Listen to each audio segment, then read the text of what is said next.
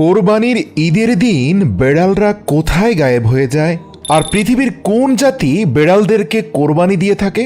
প্রিয় দর্শক, বেড়াল কিভাবে আপনাকে ভূমিকম্পের হাত থেকে বাঁচাতে পারে এমন সকল প্রশ্নের উত্তর নিয়ে আজকের ভিডিওটি সাজিয়েছি। এছাড়াও আপনাদেরকে জানাবো যাদের ঘরে বেড়াল আছে এবং যারা বেড়ালকে ভালোবাসেন তারা কিভাবে ব্রেন স্ট্রোক এবং হার্ট অ্যাটাকের হাত থেকে বেঁচে যান। প্রিয় দর্শক, কখনো কি আপনার মধ্যে এরকম প্রশ্নের জন্ম হয়েছে যে যদি মানুষ মাটি থেকে, ফেরেশতারা নূর থেকে আর জিনজাতি আগুন থেকে তৈরি হয় তাহলে যাবতীয় জীবজন্তুরা বিশেষ করে বেড়াল কি থেকে সৃষ্টি হয়েছে? আল্লাহ তাআলা বেড়ালকে কিভাবে সৃষ্টি করেছেন এ ব্যাপারে আহলে কিতাবে সুস্পষ্ট বর্ণনা রয়েছে, যেখানে বলা হয়েছে হজরত নূহ আলাইহিস সালাম এর কাউমের উপর যখন সেই ভয়ঙ্কর তুফান এবং বন্যা নির্ধারিত হয়ে গিয়েছে তখন আল্লাহ রব্বুল আলামিন হজরত নূহ আলাইহিস সালামকে নৌকা বানিয়ে নিজেকে এবং প্রত্যেক জীবজন্তু থেকে এক জোড়া করে নিজের নৌকাতে উঠিয়ে নিতে বললেন। তারপর হজরত নূহ আলাইহিস সালাম আল্লাহ তাআলার এই কথার উপর আমল করতে শুরু করলেন। সব কিছুই আল্লাহ পাকের হুকুমে ভালোই চলছিল, কিন্তু নৌকার ভেতরে 15 থেকে 20 দিন পার হওয়ার পর ইঁদুরের জন্ম হয়ে যায় এবং তারা অত্যাধিক মাত্রায় বংশবিস্তার করার দরুন মানুষ এবং জীবজন্তুর জন্য নির্ধারিত খাবার নষ্ট করতে শুরু করে। হজরত নূহ আলাইহিস সালাম ও নৌকার মধ্যে আশ্রয় পাওয়া আল্লাহর প্রিয় বান্দারা এই ঘটনা দেখে শঙ্কিত হয়ে যান।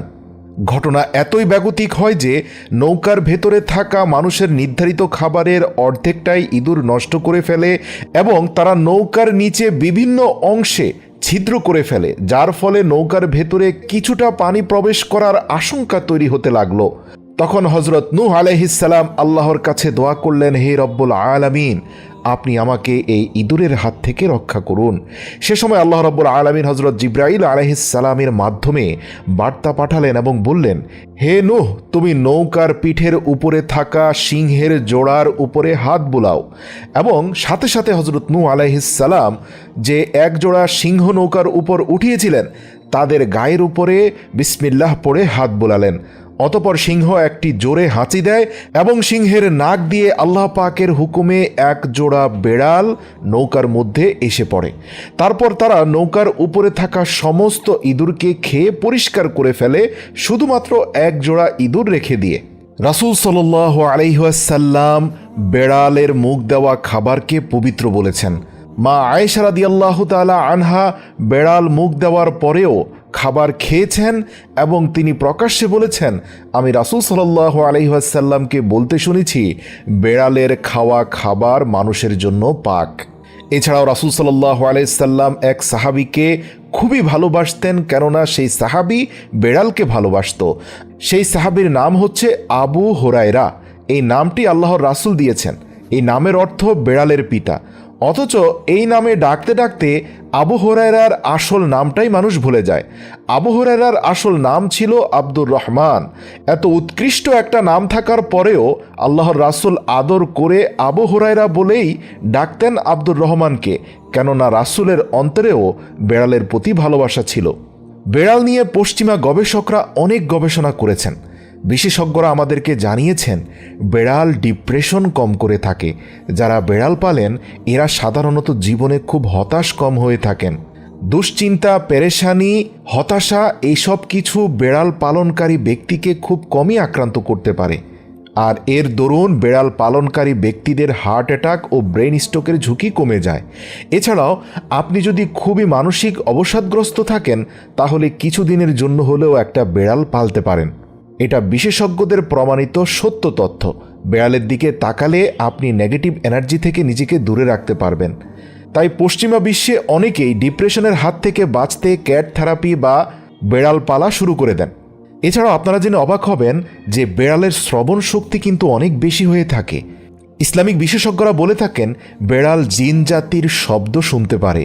এমনকি বেড়াল আপনার পার্শ্ববর্তী গ্রামের কোথায় কী ঘটনা ঘটেছে সেই শব্দ দূর থেকে অনুধাবন করতে পারে এবং সেই শব্দ তার কানে এসে যায়। এছাড়া আপনার ঘরে যদি দুষ্ট জিন প্রবেশ করে বেড়াল সেটা বুঝতে পারে। এমনকি রহমতের ফেরেশতা আসলেও বেড়াল তা বুঝতে পারে।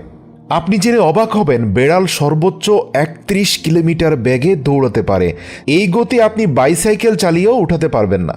বেড়ালের শ্রবণ শক্তি শুধু প্রখর এমনটি নয়, বেড়ালের দৃষ্টিশক্তিও অনেক প্রখর হয়ে থাকে। বলা হয়ে থাকে আকাশের উপরে ওড়া চিল এবং জমিনে থাকা বেড়াল, এ দুটোর দৃষ্টিশক্তি অত্যন্ত প্রখর।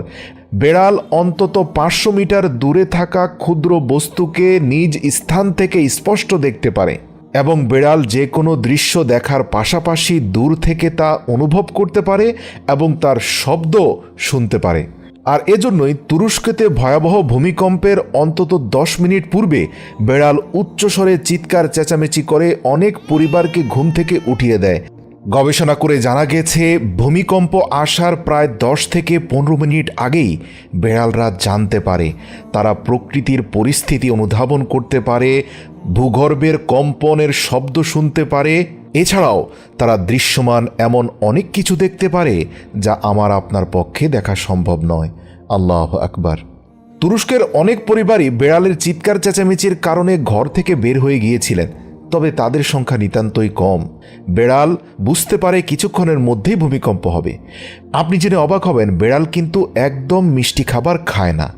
বেড়ালের শুধুমাত্র হাতের তালুতে ঘাম আসে, কিন্তু তার শরীরের অন্যান্য অংশে ঘাম জমে না। বেড়ালের হার্ট ১ মিনিটে ১১০ থেকে ১৫০ বার রক্ত পাম্প করে। বেড়ালরা যদি ৭০ মিটার উঁচু থেকে পড়ে যায় তবুও তাদের কোনো ক্ষতি হয় না। আল্লাহ পাক তাদের শরীরকে খুবই ফ্লেক্সিবল করে তৈরি করেছেন। এদের বডির মাসেলগুলো মানুষের শরীরের মাসেল থেকে ১০০ গুণ বেশি শক্তিশালী এবং ইলাস্টিক। ইন্টারেস্টিং ব্যাপার হলো বেড়ালদের শরীরে সবচেয়ে ব্যালেন্সিং হেড রয়েছে, অর্থাৎ বেড়ালরা যখন দৌড়ায় তখন তাদের মাথা হেলায় না। এটি জেনে হয়তো আপনি আশ্চর্য হয়ে যাবেন যে বেড়ালদেরকে শনাক্ত করার জন্য তাদের নাভির প্রয়োজন হয়ে থাকে। পৃথিবীর প্রত্যেকটি বেড়ালের নাভি বিচিত্র রকমভাবে আলাদা, একটির সাথে আরেকটি মিলবে না। যেমন মানুষের প্রত্যেকের হাতের ফিঙ্গারপ্রিন্ট একজনের সাথে আরেকজনেরটা মিলে না। বিশেষজ্ঞদের মতে বেড়ালদের গড় বয়স ১৩ থেকে ১৭ বছর পর্যন্ত হয়ে থাকে, কিন্তু বেশিরভাগ বেড়াল ২০ বছর পর্যন্ত বেঁচে থাকে আমাদের দেশে। দুটো বেড়াল কখনো নিজেদের মধ্যে মেয়াও বলে কথা বলে না।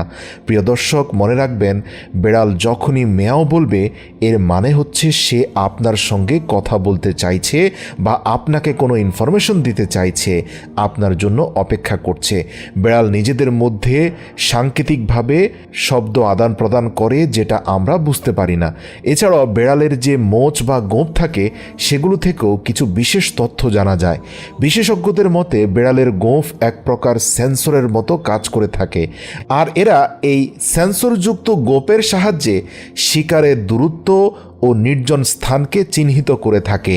আপনি জেনে আরও অবাক হবেন অন্ধকার রাতে বেড়াল তার গোপের সেন্সর দিয়ে অনেক কাজ করে ফেলতে পারে যা অত্যাধুনিক মেশিন দিয়েও সম্ভব নয়। যেমন ধরুন অন্ধকারে নির্দিষ্ট স্থানের দূরত্ব, নির্জনতা এবং সামনে কি কি প্রতিকূলতা আছে সব কিছু তারা তাদের এই সেন্সর গোপ দিয়ে জেনে ফেলে। সবচেয়ে ইন্টারেস্টিং ব্যাপার হচ্ছে অন্ধকারের মধ্যেও বেড়াল তার গোফ এর সেন্সর ব্যবহার করে গর্তে ইঁদুর আছে কিনা তাও বুঝতে পারে। বেড়াল অন্ধকারের মধ্যে এই মোচ দ্বারা দূরত্ব মেপে সামনে চলতে পারে এবং তারা এটিও জানতে পারে যে সেই স্থানটি কতটা চওড়া। আপনি জেনে অবাক হবেন বেড়াল অন্ধকারে স্পষ্টত চারপাশের সকল দৃশ্য দেখতে পারে, অনেকটা সাদা কালো রঙে, কিন্তু সব দেখতে পারে। বেড়ালের চোখের এই ক্ষমতাকে গবেষণা করে বর্তমানে অন্ধকারে সাদা কালো ভিডিও দৃশ্য ধারণ করা সিসি ক্যামেরার প্রযুক্তিটা আবিষ্কার করা হয়েছে। যদি বেড়াল কোনো অচেনা স্থানে যেতে চায় তাহলে বেড়ালের এই গোফগুলো তাকে জানিয়ে দেয় যে সে ওই স্থানে যেতে পারবে কিনা। যদি সেখানে চলে যায় তাহলে সেখানে গিয়ে সে আটকে পড়বে কিনা তাও বুঝতে পারে।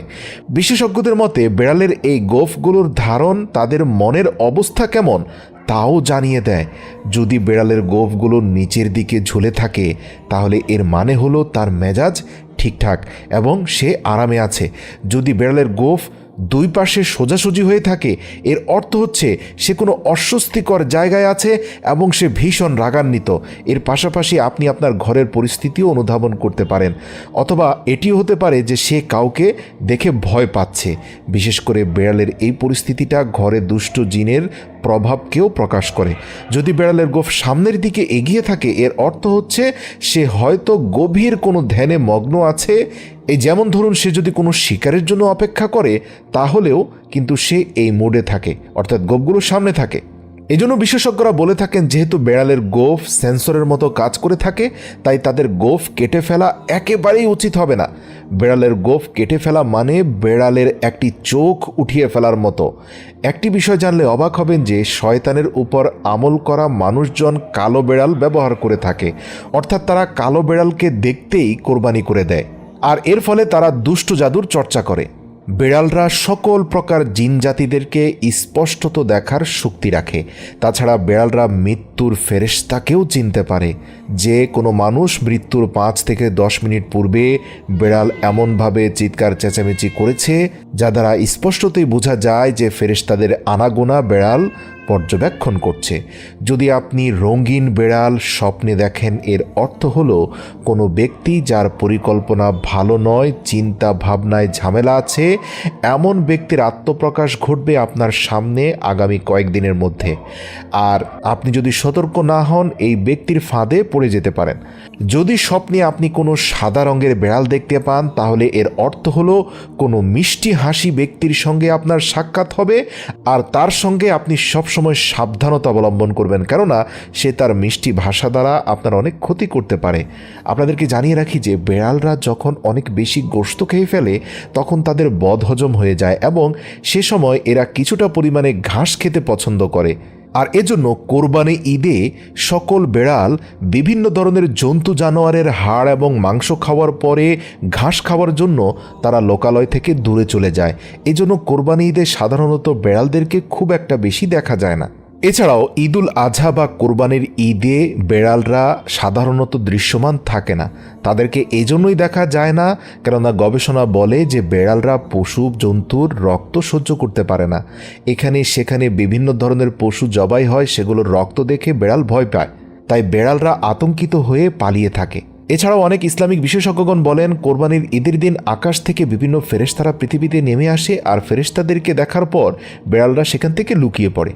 তবে এখানে একটা কথা বলে রাখি, পোষা বেড়ালরা কিন্তু ঈদের দিন পালিয়ে যায় না, কেননা তারা ঘরেই থাকে।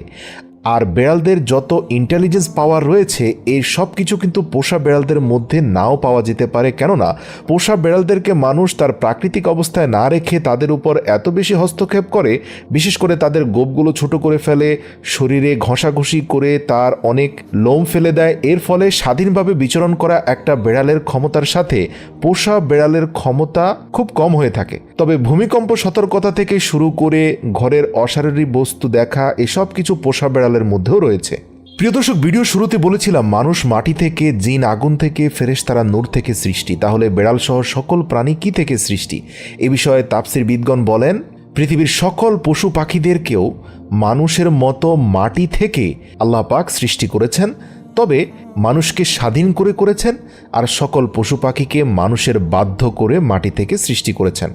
বেড়াল সম্পর্কে হাদিসে একটি ঘটনা আছে। মা আয়েশা রাদিয়াল্লাহু তাআলা আনহা একদিন নামাজ আদায় করছিলেন, এক প্রতিবেশী তাকে সুস্বাদু পায়েস দিয়ে যায়। অতঃপর মা আয়েশা রাদিয়াল্লাহু তাআলা আনহার সামনে পায়েসের বাটি রেখে তিনি চলে যান। এদিকে মা আয়েশার নামাজের সালাম ফেরানোর পূর্বেই একটি বেড়াল এসে সেই পায়েসের বাটিতে মুখ দিয়ে কিছুটা পায়েস খেয়ে ফেলে। মা আয়েশা রাদিয়াল্লাহু তাআলা আনহা বাকি পায়েসটা খেয়ে নেন আর বলেন, আমি রাসূল সাল্লাল্লাহু আলাইহি সাল্লামকে বলতে শুনেছি যে বেড়ালের মুখে দেওয়া খাবার অপবিত্র নয়, তবে কেউ যদি না খেতে চায় এতে কোনো জোর জবরদস্তি নেই। এছাড়া আবু কাতাদা রাদিয়াল্লাহু তাআলা আনহুর পুত্রবধূ বর্ণনা করেন যে বেড়ালের মুখ দেওয়া পানি দিয়ে তিনি অজু করেছেন এবং তিনি বলেছেন যে বেড়ালের মুখ দেওয়া পানি দিয়ে অজু করা যায়। তিনি আল্লাহর রাসূল সাল্লাল্লাহু আলাইহি সাল্লামের একটি উদ্ধৃতি দেন। প্রিয় দর্শক, ভিডিওর শেষ আপনাদের প্রতি একটি অনুরোধ করি, বেড়াল এ পৃথিবীতে সবচেয়ে বেশি ভয় পায় পানিকে। আপনারা দেখবেন বেড়াল সুইমিং পুল, পুকুর, খাল, নদী নালা এর আশপাশে খুব একটা থাকে না, কেননা তারা পানিকে খুব ভয় পায়। এর কারণ হচ্ছে বেড়াল পৃথিবীর একমাত্র প্রাণী, যদি আপনি এদেরকে জোর করে পানিতে ফেলে দেন তাহলে কিছু সময়ের জন্য, অন্তত 1 থেকে 2 মিনিটের জন্য এদের হাত পা সকল কিছু চলাচল বন্ধ হয়ে যায়। পানির স্পর্শে আসা মাত্র বেড়ালের হাত পা ফ্রিজ হয়ে যায়। তাই কখনোই বেড়ালকে পানিতে ফেলে দেবেন না। ভিডিওটি গুরুত্বপূর্ণ মনে করলে অবশ্যই শেয়ার করে ছড়িয়ে দিন।